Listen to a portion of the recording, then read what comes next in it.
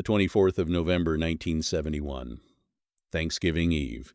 A routine flight from Portland to Seattle was about to become one of the greatest unsolved mysteries in aviation history. Among the passengers was a quiet man dressed in a dark business suit. He carried a black briefcase and blended into the crowd. He purchased a one-way ticket using the name Dan Cooper and boarded Northwest Orient Flight 305 without drawing attention. Flight 305 departed Portland at approximately 2:50 p.m.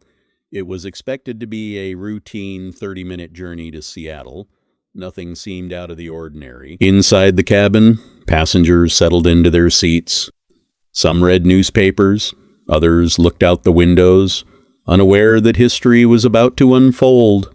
Seated near the rear of the aircraft was the man calling himself Dan Cooper. Calm and composed, he ordered a bourbon and soda while quietly observing the cabin. About 20 minutes after takeoff, Cooper quietly removed a folded note from his pocket and handed it to a flight attendant. At first, she assumed it was his phone number. As she turned to leave, the man spoke softly. "Miss, you'd better read that note. I have a bomb." She unfolded the note and quickly realized the threat was serious. Remaining calm, she sat beside him as instructed. Cooper quietly opened his briefcase, just enough for the flight attendant to glimpse what appeared to be wires, cylindrical objects, and a battery. He then calmly explained his demands. He demanded $200,000 in cash, 4 parachutes, and a fuel truck waiting when the aircraft landed in Seattle. Without causing panic, the flight crew quietly informed the captain. The message was passed to authorities on the ground as the aircraft continued towards Seattle. As Flight 305 approached Seattle, authorities worked quickly. The FBI, local police, and airline officials coordinated to meet Cooper's demands while protecting the passengers. To avoid putting lives at risk, officials decided to cooperate. The ransom money and 4 parachutes were prepared before the aircraft landed. At approximately 5:39 p.m., the aircraft landed safely in Seattle. From the outside, everything appeared calm, but a tense negotiation was underway. The aircraft remained parked while airport personnel carefully delivered the requested items. Inside the cabin, passengers waited quietly, unaware of the full situation. After the ransom money and parachutes were delivered, Cooper allowed all 36 passengers to leave the aircraft. Their long and frightening ordeal had come to an end. Cooper kept only 4 crew members on board. His next instructions would determine the course of one of the most famous criminal investigations in American history. Cooper instructed the pilots to take off again. He wanted the aircraft to fly south toward Mexico at a low altitude and reduced speed. At 7:40 p.m., Flight 305 lifted off once again. Outside, the night sky stretched across the Pacific Northwest. Inside, no one could have predicted what would happen next. As Flight 305 disappeared into the dark night, fighter aircraft followed from a distance. Their mission was simple: keep the hijacked plane in sight without alerting Cooper. Inside the aircraft, the atmosphere remained tense. The crew followed Cooper's instructions carefully, hoping to bring the situation to a peaceful end. Cooper remained calm. Witnesses later described him as polite, composed, and never raising his voice during the entire hijacking. According to the crew, Cooper asked for the rear staircase to be prepared. It was an unusual request that would soon become central to the investigation. The aircraft continued south through rain and darkness. Outside, visibility was poor, making it nearly impossible to know what Cooper was planning. Then, at approximately 8:13 p.m., the aircraft suddenly lurched. Investigators would later believe this was the moment everything changed. At approximately 8:13 p.m., the aircraft experienced a sudden upward movement, followed by a change in air pressure. The pilots immediately knew something unusual had happened. Investigators later concluded that this was likely the moment Cooper lowered the aircraft's rear staircase while the plane remained in flight. No one witnessed what happened next. The remaining crew stayed inside the cockpit, following Cooper's instructions not to approach the rear of the aircraft. Somewhere over the forests of the Pacific Northwest, investigators believe Cooper left the aircraft carrying the ransom money and one of the parachutes. Whether he survived the jump has never been confirmed. It remains one of the greatest unanswered questions in criminal history. When the aircraft landed safely in Reno, Nevada, Cooper was gone. The rear staircase was lowered, but the hijacker had vanished without a trace. Within minutes of the aircraft's arrival in Reno, FBI agents boarded the plane. Every seat, every surface, and every object became part of a massive criminal investigation. Investigators carefully searched the cabin, hoping Cooper had left behind something that could reveal his true identity. One of the most important discoveries was a black clip-on tie left behind in Cooper's seat. At the time, no one realized how significant it would become. Fingerprints were collected, witness statements were recorded, and every detail of the flight was documented. The investigation expanded rapidly across the United States. Sketch artists worked with witnesses to create a portrait of the mysterious hijacker. It became one of the most recognizable faces in FBI history. The FBI gave the investigation a name, NORJAK, short for Northwest Hijacking. It would become one of the longest-running and most famous investigations in the Bureau's history. In the days following the hijacking, hundreds of FBI agents spread across the Pacific Northwest. Their mission was to find any trace of the man who had disappeared into the night. Search teams examined mountains, rivers, and remote forests, believing Cooper may have landed somewhere in the rugged wilderness below the aircraft's flight path.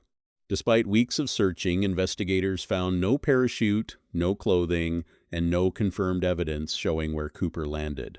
Years passed without a breakthrough. Then, in 1980, an unexpected discovery brought the mystery back into the national spotlight. An 8-year-old boy named Brian Ingram was digging in the sand during a family camping trip when he uncovered something unusual. The money matched the serial numbers of Cooper's ransom. It was the first confirmed physical evidence connected to the hijacking, but it raised more questions than answers.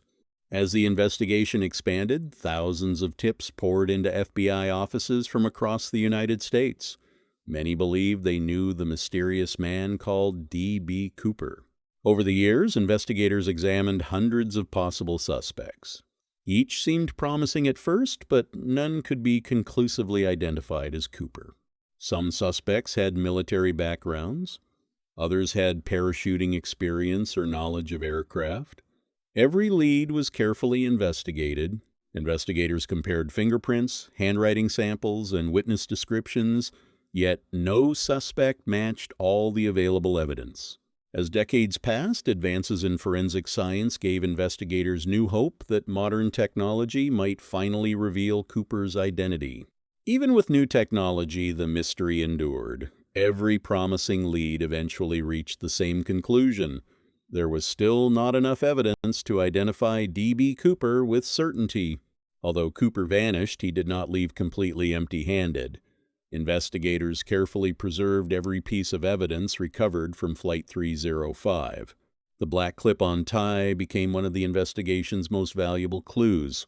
For decades, scientists continued to examine it using increasingly advanced forensic techniques. Tiny microscopic particles found on the tie suggested Cooper may have worked in an industrial or technical environment. However, the evidence was not enough to identify a specific person. Investigators also studied weather conditions, flight data, and wind patterns to estimate where Cooper may have landed after leaving the aircraft. Despite years of analysis, investigators could not determine the exact location where Cooper entered the darkness below. The evidence answered some questions, but it created many more. Halfway through the investigation, the mystery was only becoming deeper. The Cooper hijacking changed aviation history. Airlines, manufacturers, and government agencies began reviewing security procedures to reduce the risk of similar crimes. One of the most significant changes involved the Boeing 727 itself. Engineers developed a simple device designed to prevent the aircraft's rear staircase from being lowered during flight. The device became known as the Cooper vane. a lasting reminder of the hijacking that inspired its creation. Airport security also evolved. Passenger screening became more consistent, and airlines introduced stronger measures to protect crews and travelers. Although these changes improved aviation safety, they did not solve the mystery. Cooper's identity remained unknown. The case had reshaped airline security forever, yet the man at the center of it all remained one of America's greatest unsolved mysteries. Even as the years passed, the FBI refused to abandon the search. New evidence and fresh tips continued to arrive from across the country. Whenever a promising lead appeared, investigators compared it against the known evidence from Flight 305, searching for a match that never came. Advances in forensic science offered new opportunities. Evidence collected decades earlier could now be examined using techniques unavailable in 1971. Investigators re-examined Cooper's tie, hoping microscopic traces might reveal clues about his occupation or background. The mystery endured. Every new discovery answered one question, but seemed to create several more. More than 50 years have passed since a man calling himself Dan Cooper boarded Northwest Orient Flight 305. During that time, thousands of investigators, journalists, historians, and amateur detectives have tried to solve the mystery. Countless books have been written, documentaries have been produced, and theories have been debated around the world. Yet the central question remains exactly the same as it was on that cold November night in 1971. Who was D.B. Cooper? Was he an experienced parachutist who carefully planned every detail of his escape, or did he underestimate the dangers of jumping into darkness over remote wilderness? The available evidence has never been enough to provide a definitive answer. Every new clue has raised new questions, making the Cooper case one of the most enduring mysteries in criminal history. As technology continued to advance, investigators hoped modern forensic science would finally unlock the mystery. The tie left behind by Cooper was examined again using techniques that did not exist in 1971. Scientists searched for microscopic particles, DNA, and other traces that might reveal his occupation, where he had worked, or even his identity. Investigators also reanalyzed weather reports, radar data, witness statements, and the aircraft's flight path, hoping to narrow down where Cooper may have landed. Despite decades of careful work, no single piece of evidence could answer the most important question. Every new examination brought valuable information, but none provided the proof needed to identify the hijacker beyond reasonable doubt. By the early 21st century, the D.B. Cooper investigation had become one of the longest-running cases in FBI history. Agents continued to receive letters, phone calls, and new suspect names from members of the public. Every credible lead was reviewed and compared against the known evidence, including witness statements, fingerprints, the recovered ransom money, and the tie left on the aircraft. Despite years of dedicated work, no suspect could be conclusively identified. In 2016, after more than 4 decades of investigation, the FBI announced that it was suspending its active investigation to focus resources on other priorities. However, the agency also stated that if significant new evidence emerged, it could still be evaluated. The mystery had not been solved, it had simply entered a new chapter. More than half a century after the hijacking, the D.B. Cooper case continues to capture the imagination of people around the world. Unlike many famous criminal investigations, this story has no confirmed ending. There is no definitive answer, no final confession, and no courtroom verdict. That uncertainty has kept the mystery alive for generations. Historians, aviation experts, journalists, and amateur investigators continue to examine the evidence, hoping to discover something that previous investigators may have missed. New documentaries, books, podcasts, and television programs revisit the case every year. Even today, the name D.B. Cooper remains closely associated with one of the greatest unsolved mysteries in aviation history. After decades of investigation, several facts about the D.B. Cooper case are no longer in dispute. On the 24th of November, 1971, a man using the name Dan Cooper boarded Northwest Orient Flight 305, hijacked the aircraft, collected a ransom of $200,000, and later left the plane somewhere over the Pacific Northwest. Years later, part of the ransom money was discovered along the Columbia River, confirming that at least some of the cash survived the journey. Beyond these facts, however, the mystery begins. No one knows exactly where Cooper landed. No one has confirmed whether he survived. And despite thousands of investigative hours, no individual has ever been officially identified as the hijacker. Those unanswered questions are what continue to make this one of the most fascinating unsolved cases in modern history. The D.B. Cooper case is remembered not only because it remains unsolved, but because it changed aviation history. The hijacking exposed weaknesses in airline security at a time when air travel was becoming increasingly common. In the years that followed, security procedures were strengthened, aircraft were modified, and new safety measures were introduced to help prevent similar incidents. At the same time, the mystery became part of popular culture, inspiring books, documentaries, films, podcasts, and countless investigations by researchers around the world. Yet, despite decades of attention, the most important question has never been answered. Was D.B. Cooper a master planner who escaped unnoticed, or did his plan end in the wilderness below? Based on the available evidence, no one can say with certainty. More than 50 years have passed since a man calling himself Dan Cooper stepped onto Northwest Orient Flight 305 and disappeared into history. Investigators uncovered important evidence, followed thousands of leads, and examined countless suspects. Yet the central mystery remains unresolved. The case reminds us that even in an age of advanced technology and forensic science, some questions may never have definitive answers. What happened after Cooper left the aircraft remains unknown based on the publicly available evidence.